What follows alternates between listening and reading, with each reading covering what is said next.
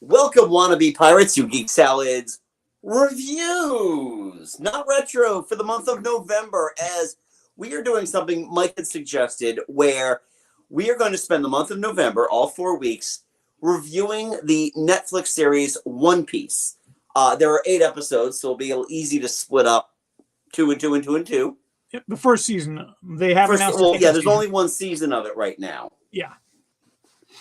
So we are going to be talking about that. Again, this is a Mike suggestion because Mike is a huge manga and anime fan, and I am not at all. Just to give a little background, though, before I watched this series, I knew of One Piece, and I knew some of the minor details, but I had never watched any of the episodes. I'd never watched any, never read any of the manga for it. I mean, the manga has been going on since 1997. The anime has been going on since 1999. Wow. Still to this day? Oh, yeah. Still going. right. Well over 1,000 episodes of the anime. And well over 1,000 chapters of the manga, too. It's like I said, it's still going on today, so. I would qualify as a phenomenon if I knew anything about Japanese manga and anime culture. Said if the AOT series finale. Oh, okay. Yeah, never seen One Piece. All right. Yeah.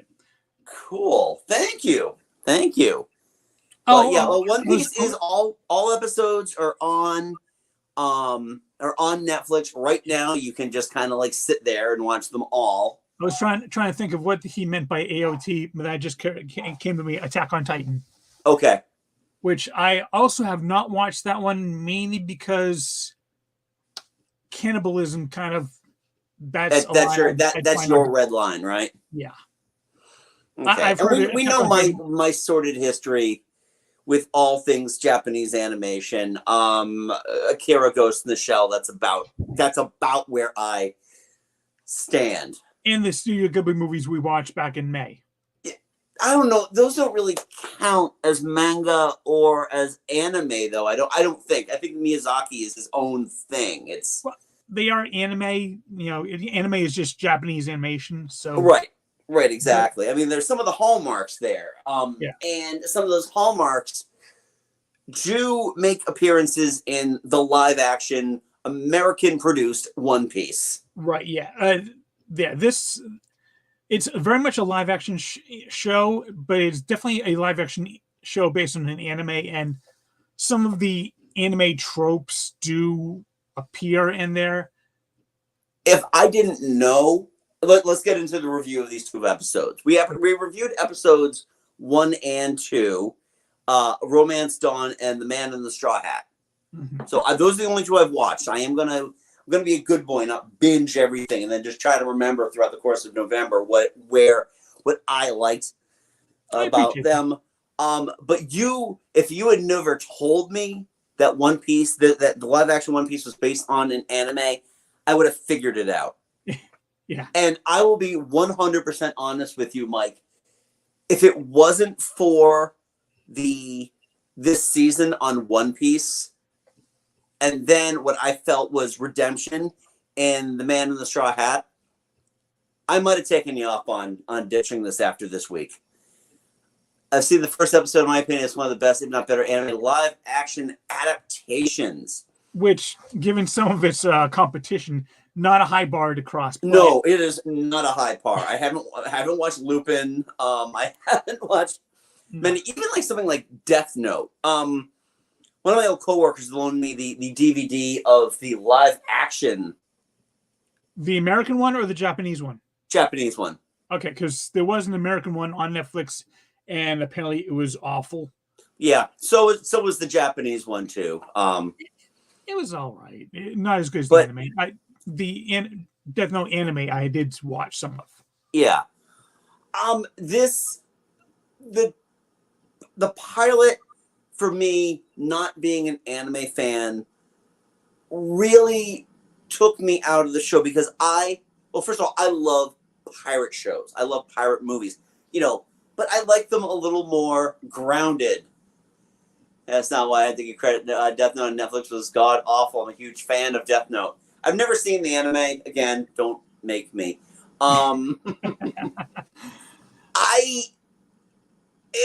think this was so in your face about being a live action remake of classic manga and a classic anime that it really took me out of it. It was really hard for me to kind of reconcile, the fact that we were essentially dealing with video game pirates.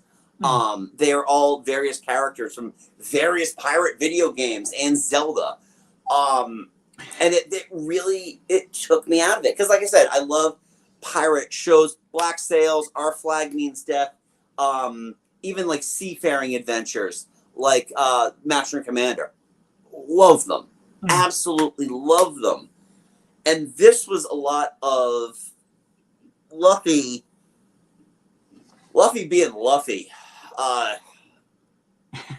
Because he's so extra, it's got a weird live action. He is. Yeah. He is very much extra, and unfortunately, it's not the good kind of extra. He needs that balance that I don't feel in the first episode. We realized a lot of Luffy, Nami and Zoro were, they were interesting. I mean, Zoro is just coming in as kind of like the brooding dude. Yeah. And Nami is essentially Ramona Flowers. Yeah, I can see that. Yeah. With this show, pretty much, if you watch like the first episode to 2 episodes and you're not kind of dialed into the world at that point, you might as well just stop watching, because there's really it's just going to get kind of more world building and more weirdness from here on out. So if this was too much and you just like could not click, then right. And so let's continue with the pilot first, because obviously I did get beyond the pilot. Yeah. Because we're talking today. And mainly because it's a Netflix production. Mm-hmm. I couldn't shake the feeling that this felt a lot like the series of unfortunate events. I haven't watched the series of unfortunate events. So. Very good. They begin to deviate from the books wildly after a while, and I've read all 13 of those books. And I've watched every episode of the show. And there's a lot of that there, because there are things that take place on the sea. And in One Piece, it all felt like it was being shot in a giant tank somewhere. I never got like this wide open world thing, because again, we are going to be going, and I don't know, because I haven't gotten past episode 2 yet. I don't know. Are we just simply going to be going from boss battle to boss battle to boss battle until we get to big boss battle at the end of this season? And they've already greenlit for season 2. So I know that resolution-wise, we're not going to get anywhere by the end of episode 8. Not to be a bit of a spoiler, but kind of yes. Each 2 episodes is kind of their own little kind of mini arc. And each 2 episodes? Okay. Yeah. So 1 and 2 is one arc. 3 and 4 its own arc. 5 and 6 its own arc. But each one does kind of like tie in, but yeah, kind of like series of unfortunate events. Okay, but yeah, each arc kind of ends with a boss battle in a sense. Okay, yeah. Although, I won't go in any further, so I don't spoil anything. No, I appreciate that. That. Like, Kobe seemed out of place to me, but I could definitely, again, Kobe's the kind of character I could see in anime. Yeah. But really stands out. He just kind of stands out, not in a good way, especially wanting to be a Marine. And some of these other characters, Helmepo, Yeah. Helm.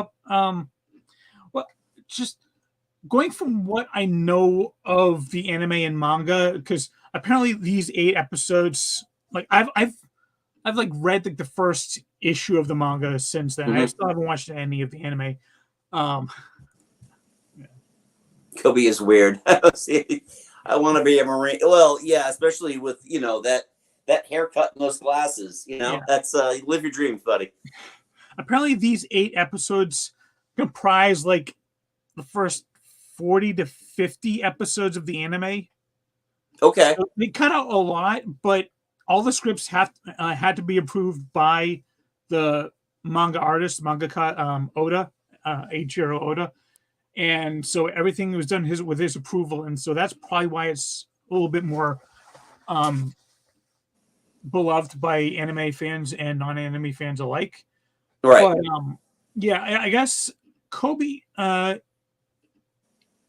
I know Kobe has like much smaller role in the anime than he does in this one. I mean, and like Garp, he's not introduced until like much later on in the anime. But I guess remind me, which one is Garp again? Garp is the vice admiral. Oh. Okay. Yep. Yeah. All right. The one chasing after them with the weird snail intercom. See, that's one of the things where if you're not dialed in, that is like, why are these snails everywhere? Right. And that's the thing too, is that this isn't supposed to be, I don't want to say it's not supposed to feel like Earth until, it's like until they get to the dragon fruit thing and, Luffy's ability to kind of stretch himself. It really felt slightly more grounded. Nope. Are you laughing at another comment? Well, see, at that little square at the end, and yeah, I did the salute emotion. Yeah, they don't really show up on YouTube here. Yeah. Okay. I just, it's weird because that first episode really just like, okay, here's everything, deal with it. Yeah. This is definitely supposed to make it more accessible to someone like myself. Right. And the pilot didn't accomplish that because, again, man of my word, I watched that second episode because I said I would. And that's where things changed for me a little bit. I'll stick with it. I told you we do all 8 episodes. We're gonna do all 8 episodes. Episode 2 worked a little better for me. Now, again, I can still, in my mind's eye, visualize what this looks like animated. Mm-hmm. Especially with Buggy the Clown and when he kind of like pulls himself apart. Yeah. But the overall aesthetic of him holding the villagers hostage was terrifying. It was absolutely terrifying. Yeah, and like when Nami goes out and sees just the entire town has been devastated by Buggy and his pirates, that links into something that you see further in. Yeah. So, yeah. Okay. Yeah, but in terms of the first episode, it didn't do its job, but. Like I said, that coming this season on One Piece, kind of like, all right, you're just going to just whip me in the face with all of these creatures and all these monsters and all of these different types of boss battles. And if that's what we're getting, then it'll it's enough, I think, to carry me from from each 2 episodes onward. Again, just like with Series of Unfortunate Events. Each and every one of the books were broken down into two episodes each. So the same type of, those books are short. Yeah. So yeah, this series, seems like if you're like, maybe if you're not a fan of One Piece, but if you're a fan of just anime in general, you probably have a little bit more of an into this series than you did because you're just you're not an anime fan at all. Nope. Everyone has tried. Everyone has failed. Yeah, I was thinking like maybe this one might be a little bit more like maybe there's a chink in the armor here. And the last thing too is that if Netflix can make this intriguing enough to end at a point where I need to see that next episode, then I'll do it. And I hate to say, not so much just based on my dislike of anime, but I just feel lately I am not really feeling the hype and the vibe of a lot of these beloved based on comic books or manga type of shows. I think Invincible, which is coming up on season 2 tonight, I think it was dull as hell. I haven't watched it. I never actually gotten into the comics, so. Okay, and neither did I. I watched it because everybody said that the show was amazing, and it's dull. It's flat. I might watch season 2. The issue is, and this is another thing too. Normally, I would be able to cast this to my TV in my office. I can't cast Amazon to my office TV because I don't have a Fire Stick. I have a Chromecast. Fuck. Yeah. Because I've been dying to watch the 2018 Suspiria, and I can't do it in my office. So. Oh, is that the remake of the Dario Argento? The Dakota Johnson one, which I heard was excellent, and that's a tall bill because I love the 1977 movie. But with this, if Netflix can make it intriguing enough for me to not only just stick with it, but find new things to like about it, and I felt like what's going to win this over is going to be its kind of rogues gallery casting. I feel like above anything else. Not a huge fan of the people they have as the leads here, but in episode 2, Jeff Ward played Buggy. He was excellent. He kind of felt like a mix between Neil Patrick Harris and what's his name? Is it Bill Skarsgård? The guy who played Pennywise. Yeah. Yes. Yeah. A lot of people have singled out Jeff Ward as a really, really good Buggy. Yeah. The rest of the cast. I personally love them because they really kind of fit what I know about the characters, especially. Right. Iñaki Godoy, Monkey D. Luffy. Yeah. He matches the just energy of Luffy spot on. Right. Emily Rudd as Nami, is fantastic. Makinyu as Zoro.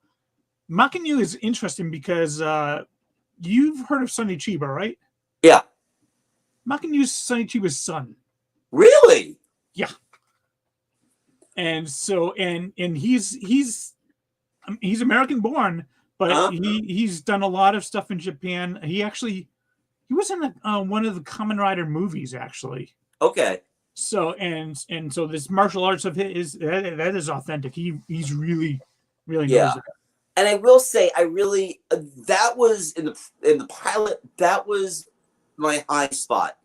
Was when he had all 3 swords out. Yeah. And he was able to fight with that. That was actually incredible to watch. And I liked it too because they didn't kind of have the same feeling as if I were watching this as animated. Yeah, I feel like there would be a lot more of the still slicing with the glimmer on it and all that fun stuff. From the clips that I have seen of the anime, it is.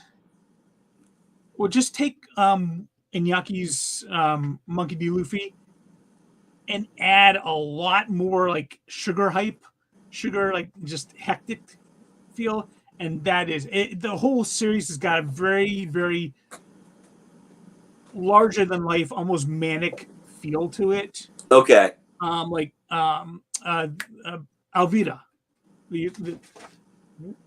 the captain you see at the very beginning that Luffy just punches right in the face. Yeah. In the anime and manga, she's just this round being. Right. They definitely toned it down for the live action, which says a lot right there. Mm-hmm. But they still captured a lot of the feel of it. So I think that's why it's kind of clicking so much with the fans of the series as well, Right. Well, others did not. Yeah, and that's I would be interested in seeing if there's anybody else here who isn't an anime fan who's watched this, who's liked it, or if you're kind of in the same boat with me, where and again, I'm blaming this on the pilot more so than episode 2. The Man in the Straw Hat is a very good episode. It was well crafted. You did get to see Luffy get, punched down a bit, which is satisfying. Yeah. Actually, I would have paid good money to have been there to see your reaction when Luffy punches Buggy's head off. I was like, well, that's it. I wasn't expecting that to happen, but then, I'm like, okay, something else is going on. Oh, that's right. Everybody has superpowers. It's a really interesting world because there's like superpower. Whoop. Hello, kitty. Hey, Pip. I'm literally seeing you between his belly and legs right now. Yep. Are you serious right now? Pippin. Okay. You'll see that every day. Yeah. I completely blanking on where I was going. I was concentrating on the cat. I'm sorry. Yeah. Oh yeah. Some people have like superpowers that are more natural, like Zora's kind of strength and his sword fighting ability. That's all done through training and just kind of like the larger than life feel of this anime. And then there are people that have superpowers gotten through eating devil fruits. Yeah. Like Buggy and Luffy, and more of the people that you'll see eventually. Right. This is essentially all Legend of Zelda type of stuff at this point, Yeah. Like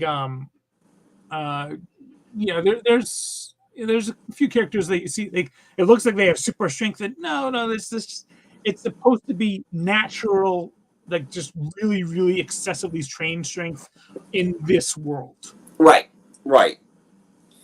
And that's that's the thing with that pilot is that it didn't do its job, but I'm glad I stuck around for the second episode because again I felt the second episode was more entertaining. And Shanks is just one of the most awesome people ever. Right. But here's my other thing now with that too. I kind of feel like if we're looking at these as like the mini boss battles, I mean this is Baron Kaiser that we're dealing with right now in terms of Buggy, and we're just going to be moving up to another of those mid-round punch-out bosses at this point. Well, you can tell that the bosses are getting more and more powerful because when you see their wanted poster come up, you see a higher bounty on them. Yes, and I got to admit, I like that a lot. Now, had this been a pure pirate show, like absolutely pure, like Sail the Seven Seas type of pirate show, I would have. I think that's a great gimmick to use for all the pirates that they're going to come up against. Yeah, and just a little thing. This actually had me confused as hell until I finally figured it out. When they refer to berries, that's their form of currency. Berries, okay. Yeah, so when it showed Buggy had like a 15 million bounty, that was 15 million berries. That's their reference of like gold doubloons or dollars or whatever. So when you hear people talk about berries, that's money. Okay. Interesting. So I did not know that, and so like watching through this, I was like, berries? Why are they hungry? I was like, oh, it's money. Oh yeah. Yeah, I just wanted to say simoleons, greenbacks. See confusion there. Yeah. Sweet Indian corn. Nobody calls money Indian corn. I'm gonna start doing that though.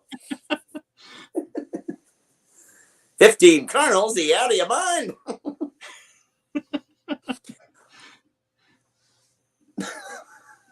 cat really wants to be in the video. What do you think, Pippin? Yeah. No, Nope. find it. It's over there. So, yeah, I mean, again, I'm gonna stick with it. I'm gonna watch episodes 3 and 4 next week. Again, I want to stay fresh with them. I will say I do love the production design on this. Like you can tell that they put a lot of money. Like this is like the third most expensive series that Netflix has ever done.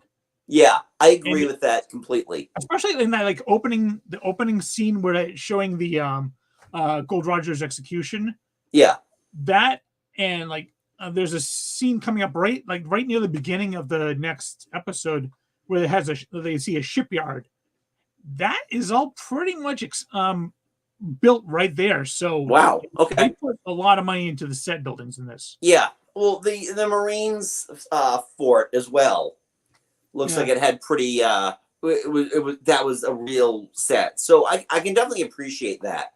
Mm. You know, and obviously you can't make everything real and practical, but that's kind of where we get into this whole comparison with how it looks like. Some of them look like water tank scenes. Like in series of unfortunate events. And I'm glad that all the snails there, those are all like actual props that they and not see like they kept the CG actually fairly inconspicuous, other than obviously the stretchy and cut powers or no chop powers. Sorry, chop yeah.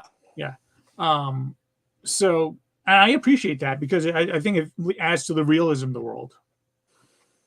Yeah, I agree with that. At least it grounds you that way. But nothing helping that dialogue in terms of not making it feel like it's anime.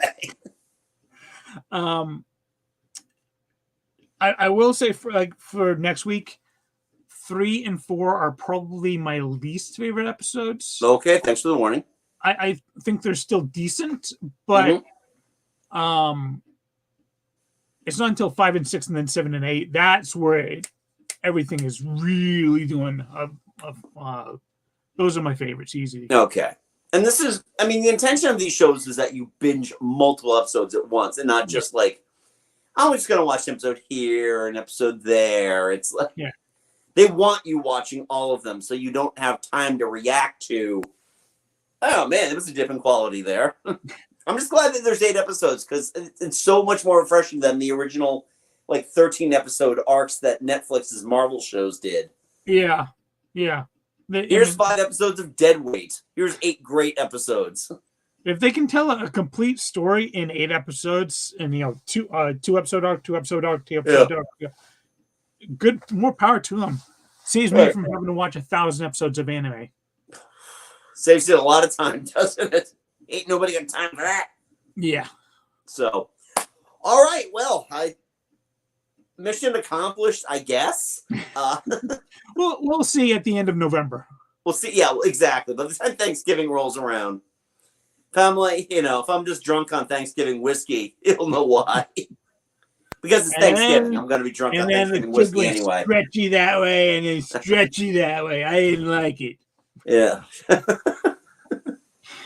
You and your stupid straw hat. Who wears those? Oh, yeah, anime characters. God, I hate them. So, we want to know, what are your thoughts on One Piece? Leave a polite comment below, especially if you're like me and you're not an anime fan. I'd really like to know what your thoughts are on to whether or not you actually liked this or not. Or if that pilot episode took you out, if you stuck through it for at least the second episode, why you're hanging around with it. I want to know. I really am interested in finding that out. So you can leave a comment below here. Hello, Pippin. You can also please like and subscribe to the Geek Salad YouTube channel if you haven't already. We do this every week. If you need a horror fix, go back to the month of October. We just reviewed 4 separate 1970s horror films. So we've got that. We've got, I mean, how can you go wrong? So yeah, throughout the month of November, next week we'll be doing episodes 3 and 4. of One Piece, getting rid of the retro label for the month of November. If you like what we do here, you can also check out the podcast that Mike and I host, Geek Salad. You can get that wherever you get your podcast, Spotify, Apple, Google Podcasts for the time being. And you can also get that audio feed right here on our YouTube channel as well. Also, hey, social media. Follow us on Facebook at Geek Salad Podcast and at Geek Salad Radio on Twixter, Blue Sky, and Threads. So we are on all of those. Mike, do you have any parting words before we take off? Nah.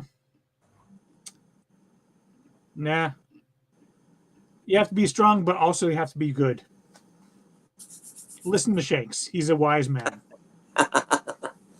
All right. So anyway, folks, thank you for joining us. Thank you, Malik, for joining us. Check out his podcast, Movies for Real. And until next time, I'm Andy. I'm Mike. Go forth and be nerdful. We'll talk to you later.